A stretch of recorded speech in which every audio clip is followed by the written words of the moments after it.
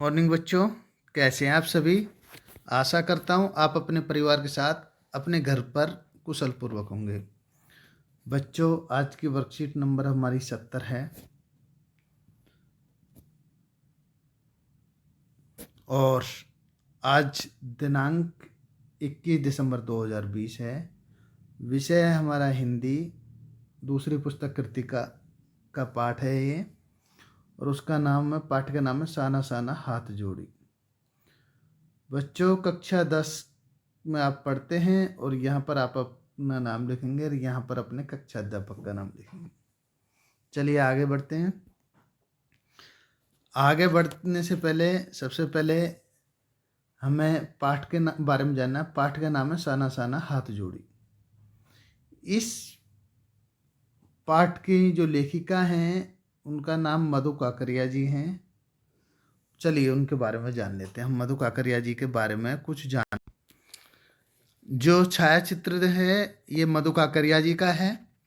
इनके जन्म के बारे में कहा जाता है कि इनका जन्म 23 मार्च 1957 ईस्वी में कलकत्ता में हुआ। चलिए आगे बढ़ते हैं। आगे इनके बारे में कुछ जानेंगे। ये हिंदी भाषा की बहुत बड़ी कवयित्री मानी जाती हैं और इनकी विधाएं हैं उपन्यास, कहानी, विमर्श, यात्रा वृत्तांत।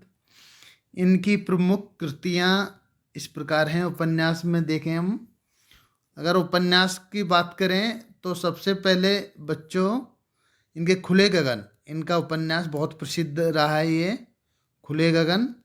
और इसी में आगे बढ़ते हैं हम।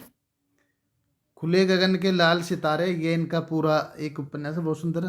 सलाम आखिरी, पत्ताखोर, सेज पर संस्कृत, सूखते चिनार, हम यहाँ थे, ये इनके उपन्यास है। कहानी संग्रह में बीतते हुए और अंत में यीशु, चिड़िया ऐसे मरती है, भरी दोपहरी के अंधेरे, प्रतिनिधि कहानियाँ हैं ये। उसके बाद बच्चों 10 प्रतिनिधि कहानियाँ इनकी बहुत प्रसिद्ध रचना है।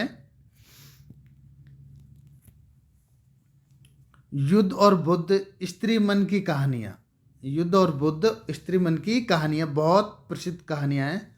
विमर्श, धरती, अपनी धरती अपने लोग, यात्रा वृत्तांत, बादलों में बारूद, और एक बुद्ध भी इनका यात्रा वृत्तांत है। तीसरा इनका जो हम पढ़े साना साना हाथ जोड़ी, वो भी इनका यात्रा वृत्तांत है।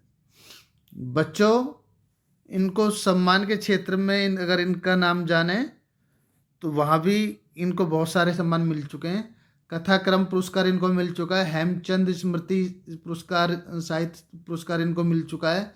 समाज गौरव सम्मान इनको मिल चुका है। विजय वर्मा कथा सम्मान इनको मिल चुका है। शिव कुमार मिश्र स्मृति कथा सम्मान, गोयंका वांगदेवी सम्मान, प्रेमचंद स्मृति कथा सम्मान, और अनेक सम्मान इनको मिल चुके हैं उनसे। बच्चों, यात्रा वृत्तांत है ये इनका, और इस यात्रा वृत्तांत का मतलब क्या होता है, इस पाठ के आधार पर हम जानेंगे। जब हम किसी स्थान की यात्रा करना, यात्रा के दौरान पहुंचने का स्थान, साधन, भौगोलिक स्थिति, सामाजिक, आर्थिक और सांस्कृतिक परिवेश का साहित्य रूप में वर्णन करना यात्रा वृत्तांत कहलाता है। बच्चों, हम भी कई यात्रा की है, हमने भी बहुत सारी यात्रा की है, आपने भी की होगी। आप भी विद्यालय की तरफ से कई टूर पे, दिल्ली भ्रमण पे गए हैं, आप गए हैं और जाते रहे हो। आपने कभी कुतुब मीनार देखा, कभी लाल किला देखा, कभी इंडिया गेट देखा। आपने विभिन्न प्रकार की यात्रा वृत्तांत के बारे में आप भी जानते हो। तो चलिए उससे पहले आगे की और बढ़ते हैं। आप अपने मम्मी पापा के साथ भी कहीं गए होंगे, उसके बारे में परिचित तो होंगे ही। अगर आप उसे लिखें तो वह यात्रा वृत्तांत कहलाता है। अर्थात कहने का मतलब है, पाठ के अनुसार किसी स्थान की यात्रा करना, यात्रा के दौरान पहुंचने का साधन, उस स्थान की भौगोलिक स्थिति, सामाजिक, आर्थिक, सांस्कृतिक परिवेश का सही रूप से वर्णन करना यात्रा वृत्तांत कहलाता है। चलिए, इस पाठ में जो लेखिका हैं मधु काकरिया जी, उन्होंने पूर्वोत्तर भारत में एक सुंदर प्राकृतिक दृश्य का वर्णन किया है। प्राकृतिक राज्य है, उस राज्य का नाम है सिक्किम। कौन सा राज्य है बच्चों? वो सिक्किम। उस सिक्किम राज्य का एक शहर है गैंगटॉक। कौन सा शहर है बच्चों? गैंगटॉक। उसका इसमें जिक्र है, उसी का वर्णन है, उसी की भौगोलिक स्थिति का वर्णन किया गया है। इस यात्रा में बच्चों वहाँ की भौगोलिक स्थिति, सामाजिक, आर्थिक और सांस्कृतिक परिवेश का सुंदर वर्णन किया है। आइए हम अब इस पाठ में आगे की ओर बढ़ते हैं। मैंने हैरान होकर देखा जैसे उल्टा पड़ा था और सारे तारे बिखर कर नीचे टिम आ रहे थे। ढलाब बीपी तराई पर सितारों के गुच्छे रोशनी की एक झालर सी बना क्या था। वह रात में जगमगाता गैंगटॉक शहर का इतिहास और वर्तमान में संधि स्थल पर खड़ा मेहनत कर एक ऐसा शहर था जिसका सब कुछ सुंदर था। कवि क्या कहता है? वो शहर पूर्ण रूप से सुंदर था। उसकी ऐसी कोई भी स्थिति को हम देख के ये नहीं कह सकते कि उस पर कहीं दाग लगा हो। हर तरह से रात का वातावरण देखें तो उसमें चारों तरफ सुंदर वातावरण, तारों का गुच्छा इस तरह से जगमगाता हुआ लेखक को आनंदित करता हुआ, उसी के बारे में वर्णन है। बहुत सुंदर वर्णन किया। वहाँ की संस्कृति के बारे में बताया, वहाँ के लोगों के बारे में बताया, वहाँ की भौगोलिक व्यवस्था के बारे में बताया, वहाँ की साफ सफाई के बारे में बताया, वहाँ के लोगों के रहन सहन के बारे में बताया, वहाँ की जो रीति रिवाज है उसके बारे में बताया लेखक ने। आगे, सुबह शाम तक रहस्यमयी सितारों से भरी रात के सम्मोहन जगा रही थी।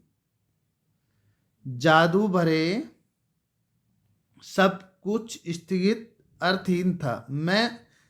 मेरी चेतना, मेरा आसपास, मेरे भीतर बाहर सिर्फ शून्य था। अतिनिंद्रियता में डूबी रोशनी के जादुई झालर। उसने उसको क्या नाम दिया बच्चों? अतिनिंद्रियता में डूबी रोशनी की वह जादुई झालर। ठीक है बच्चों। धीरे धीरे एक उदास उस सुन को फटने लगा। धीरे धीरे अर्थात धीरे उदास उस सुन से फटने लगा, अर्थात रात खत्म होने लगी, सुबह की ओर दिन निकलने लगा। कहने का मतलब, एक प्रार्थना होठों पर छूने लगी। वो प्रार्थना कैसी थी? साना साना हाथ जोड़ी गर्दऊ प्रार्थना, हामरो जीवन तिमो कोसेली। इसका मतलब क्या था बच्चों? इसका सीधा सा मतलब था, छोटे छोटे हाथ जोड़कर, कवि कहता है छोटे छोटे हाथ जोड़कर प्रार्थना कर रही हूँ, मेरा सारा जीवन अच्छाइयों को समर्पित हो। कवि का मानना क्या था कि छोटे छोटे हाथ जोड़कर प्रार्थना कर रही हूँ, मेरा सारा जीवन अच्छाइयों को समर्पित हो। आज सुबह की प्रार्थना से ये बोल मैंने एक नेपाली युवती से सुने। किससे सुने लेखक ने? एक नेपाली युवती से। कौन से बोल सुने थे? साना साना हाथ जोड़ी, ये उनके बोल थे। इनसे वो बहुत प्रसन्न हुई। चलिए, ये पाठ था आज का हमारा, इसको यहीं ख़त्म करते हैं, क्योंकि इस वर्कशीट में सिर्फ आज इतना ही है। कल इसमें जो अगली वर्कशीट आएगी उसमें आगे की ओर होगा।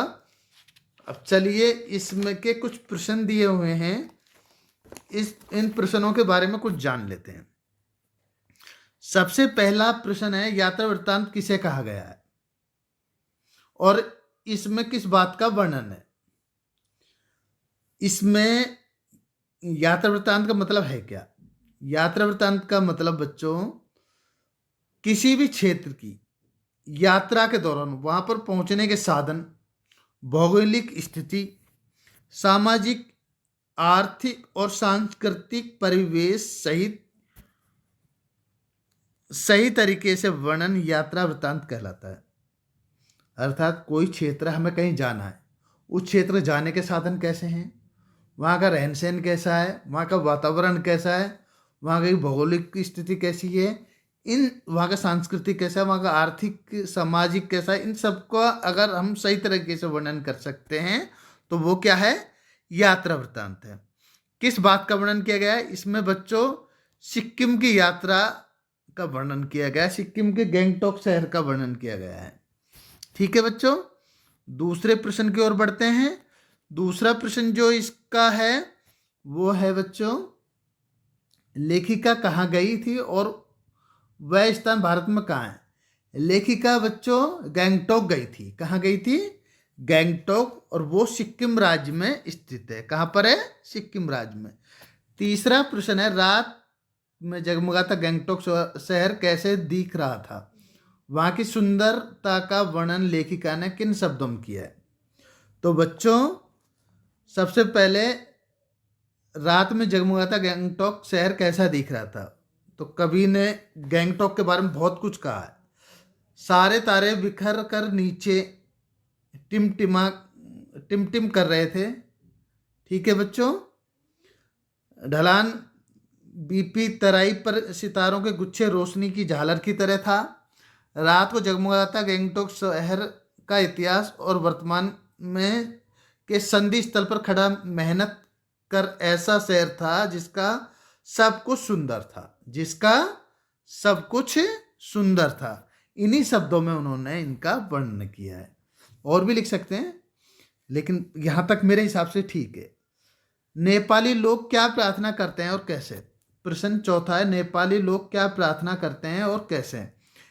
नेपाली लोगों की प्रार्थना साना साना हाथ जोड़ी गर्दऊ प्रार्थना जीवन तिम्रो कौशली, ये प्रार्थना है। और ये क्या है? एक प्रार्थना है।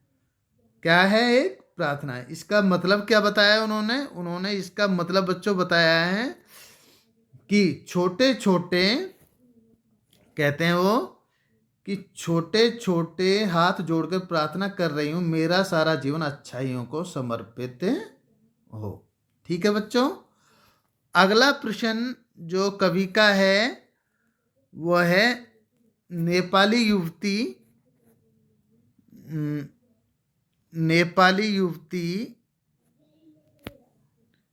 ने लेखिका से क्या कहा, क्या सीखा? नेपाली युवती से लेखिका ने क्या सीखा?